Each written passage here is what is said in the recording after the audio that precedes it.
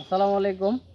আমরা এখন আছি জামালপুরের সরকারপাড়া গ্রামের একটি সাইডে আসছি, যে আমাদের ওয়ালিদ ভাই আসছেন। ওয়ালিদ ভাইয়ের বাড়ি এটা। আপনাদের যদি দেখাই, এখানে বাড়িটা ইতিপূর্বে অর্ধেক করা ছিল, এখন আবার বাকিটা কমপ্লিট করবে।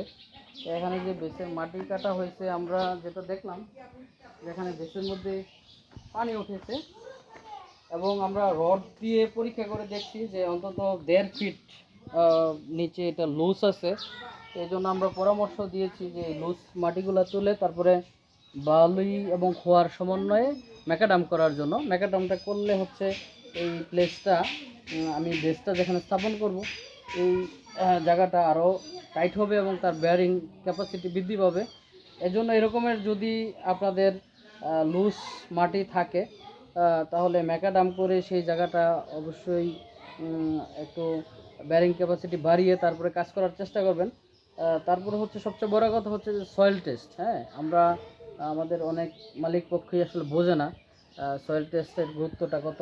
সয়েল টেস্টটা করলে আমরা আসলে এটার অ্যাকচুয়াল যেই ব্যারিং ক্যাপাসিটিটা সেটা জানতে পারতাম। যাই হোক, এটা একটা 2 স্টোরেজ বিল্ডিং, এজন্য স্বাভাবিক যে ম্যানুয়াল টেস্ট, সেটার মাধ্যমেই আমরা এটার বেয়ারিং ক্যাপাসিটি নির্ণয় করে কাজটা শুরু করেছি।